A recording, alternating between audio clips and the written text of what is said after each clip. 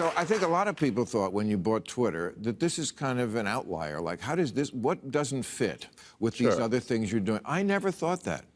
Because I think you're dealing with big civilizational issues and problems, and I was right on your page. I think Twitter is one of them. I mean, you have talked about this woke mind virus. Yes. In really apocalyptic terms. You should explain why you don't think it's hyperbole to say things like it's pushing civilization towards suicide.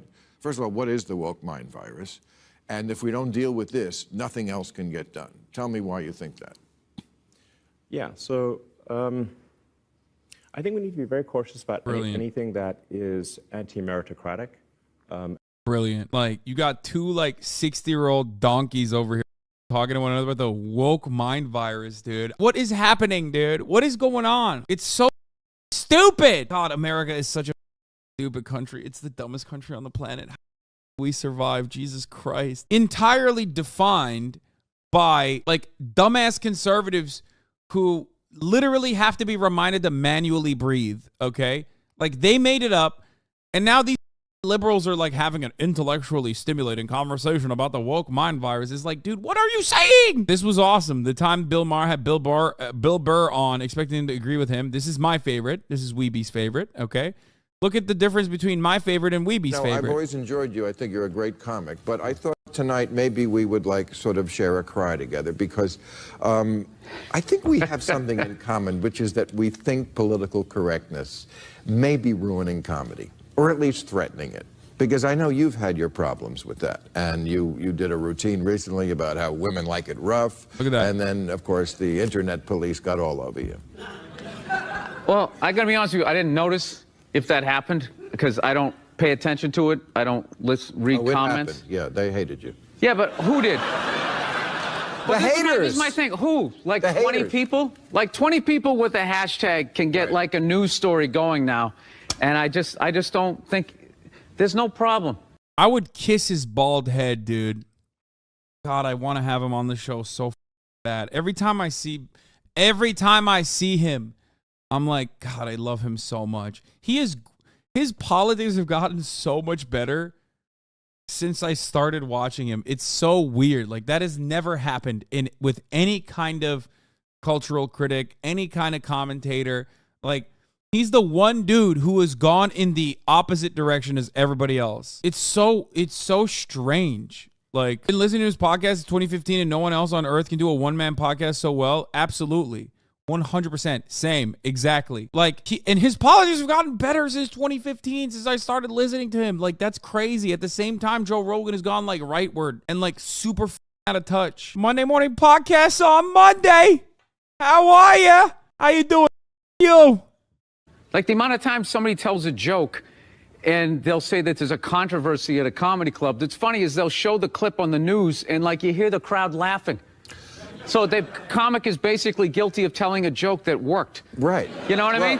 And then if you put it on the news, yeah, it's going to be a completely different context. But I mean, I don't go on stage and worry about what people are thinking. Right. It's a really weird time where people are just bringing this up all the time like this is a major problem. I'm not experiencing it. I think it's like a half a dozen stories, and like usual, they're trying to act like, you know, the sky is falling. It isn't. It's a fun time. Come out to a comedy club. You know, you'll have a good time. It's all jokes. Right. It's all jokes. Get the fuck out of here. Undergo. I mean, Chris Rock says he won't play colleges anymore because they're too politically correct. Daniel. You just ignore them. It's like 3 days. They flip out for 3 days. They try to bully you into an apology. Well, you can't ignore them when they're right in the audience and you're playing to them. You tell them to shut the fuck up. Yeah, believe me. It's a comedy show. That's all you do. It's like... Sweetheart, I do it here every week. It's... Oh, my God. He's so awesome, dude. He's right. He's 100% right. It's like, it's not for you. Shut the fuck up. Like, as long as someone is not, like, outwardly agitational towards, like, minorities to be, like, going to a college campus and be like, we're going to out, you know, every trans person here, and then we're going to, like, report them to the parents or some shit. Like, who gives... Stop chirping. Shut the... It's not for you. Me. Holy shit.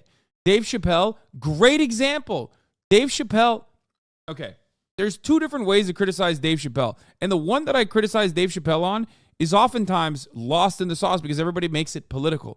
I criticize Dave Chappelle not on the virtue of his commentary. I criticize him on how he's not funny anymore because he's fallen victim to that same bullshit that Bill Maher's talking about here, which is like, oh, cancel culture is so bad. So then all your material is about how cancel culture sucks. And it's like you've heard it a million times over. And then it extends into like trans people being weird and gross or whatever. And then it's not even a joke anymore at that point. You're just doing a TED Talk. That's the wackest shit. A good comic destroys hecklers, okay? Does crowd work, knows how to be quick on their feet. A shitty comic gets offended by the hecklers and cries about it all day.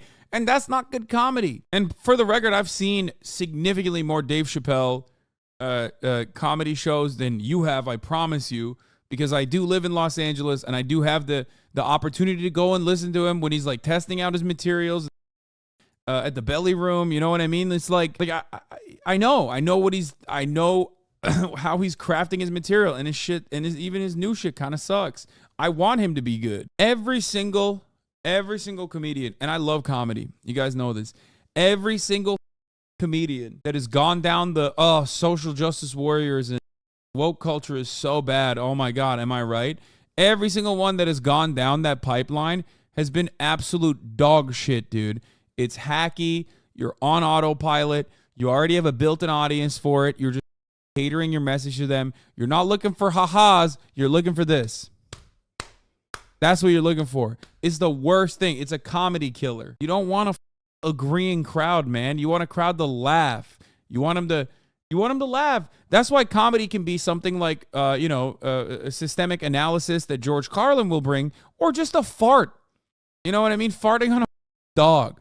Okay? It's just what gets you going, what makes you laugh. Okay? It's so stupid to say it like that, but it quite literally is that. It's so sad. It's weird to see so many people who were like, so many people who would have said like, oh man, the left is looking for echo chambers. They're all SJWs. Are quite literally the SJWs now. Like, it's just, but because they're on the right or they're advocating for the right-wing side of politics, no one sees it as that. No one recognizes it as such. So it's, I guess, different. But it's not. First of all, I don't want to be preached at about, the LGBTQ rights either when I'm going to a comedy show. So let me just make that clear as well. Unless it's funny. Do you understand? That's why I always say Nanette. That's why I always talk about Nanette as like the, liberal Dave Chappelle. Shit wasn't funny at all. So why would I listen to the opposite side of that?